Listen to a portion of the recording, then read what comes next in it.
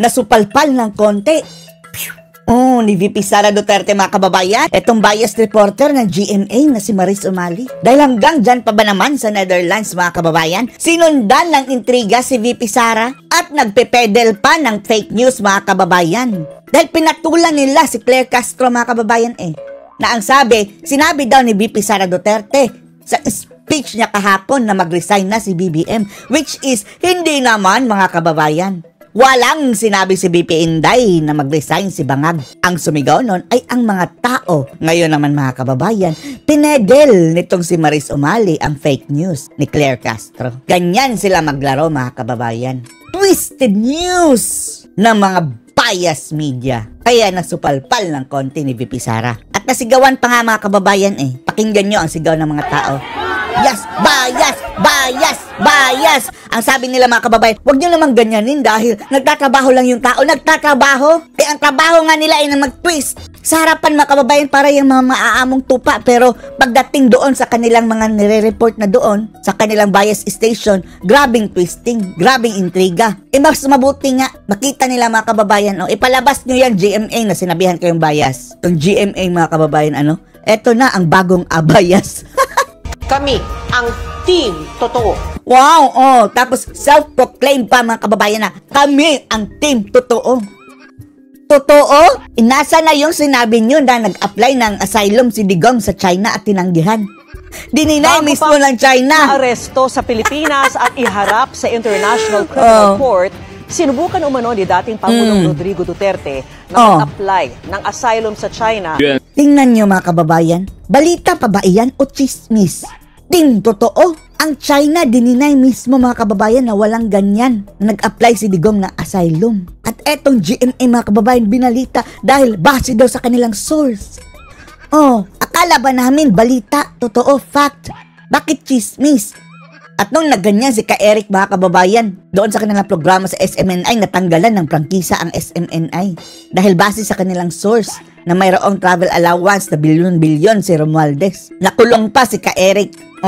Tayo, lusot lang. Dahil ang inyong fake news ay panira sa mga Duterte. I would like to point out specifically that Mr. Duterte visit to Hong Kong was private vacation. That they have not received any asylum application from the former president. Sinong source nyo, GMA mga bangag? Ginagamit nila yun mga kababayan para pahiyain si Duterte na nireject daw ng mga inchik. At mabuting pamamahala. Mabuting pamamahala? Pero tinanggihan siya. Tinanggihan. Ano sabi ng Chinese government? Walang asylum na application. Ayon po yan sa isang mapagkakatiwalaang source. Nagalit ang mga inchik, chismoso daw.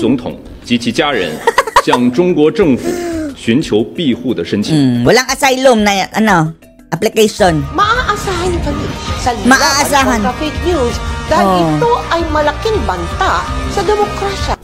See, mga kababayan, ang mga kaululan ng mga taong ito, lumalaban daw sa fake news tapos sila ang number 1.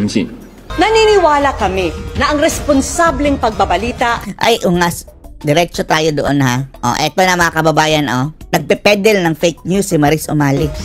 And constitutional infirmity and irregularities in the budget. Andun naman si Maris Umali mga kababayan Andyan naman siya all the time. Narinig niya mga kababayan yung speech ni Sara na sabihan na nga siyang bias, di ba? Hindi ba niya ma-call out yung kanilang station na hindi naman sinabi ni Sara na mag-resign si Bangag?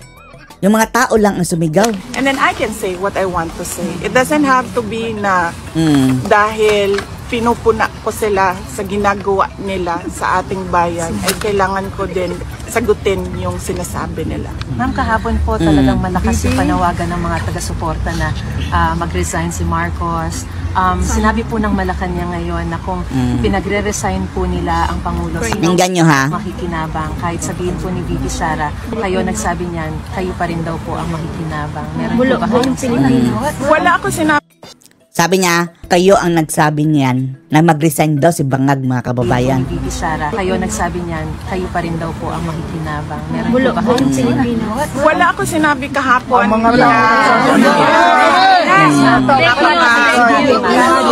So bakit nyo pinatulan, Maris Umali? Andyan ka, alam mo na hindi naman nanawagan si VP Sara na mag-resign. Sana yung mga kakampon mong mga reporter, iklaro nila doon pa lang sa Pilipinas na hindi naman sinabi ni Sara, ang mga supporters ang nagsabi. Ang ginawa ni Sara, mga kababayan, nagbigay lang siya ng mga rason. First speaking ko, hindi ko siya wala ko sinabi kahapon na BBM resign. Hindi ko yan ever sinabi. Maliwanag yung sinabi, nandun ka rin GMA kahapon. Andun ang GMA. Excuse me, your head. Wala ko sinasabi ever na dapat mag-resign si BBM. Ang sinabi ko lang kahapon, sabi ko kung nananawagan kayo ng BBM resign, bigyan nyo ng rason kung bakit yan ang panawagan ninyo sa kanila. And then I gave them examples. It's very clear.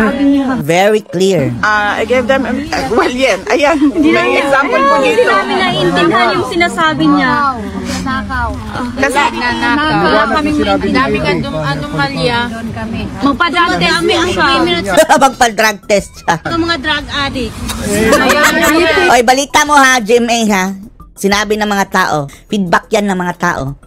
Dapat magpa-drug test si BBM dahil dumadami ng mga drug addict. So, yun lang naman ang sinabi ko. Sabi ko sa mga tao, pag nanawagan kayo ng BBM resign, dapat sabihin ninyo kung bakit. Para naiintindihan ng mga nakikinig, bakit ba tayo nananawagan? Wala po kami nakikita VP, how are you managing yung case ng father ninyo, tapos yung impeachment pa kayo? How are you managing everything? Pagdating niyan sa Pilipinas, mga kababayan, iba na naman yan. Tinitwist na naman nila, mga kababayan. Selective journalism ang tawag niyan.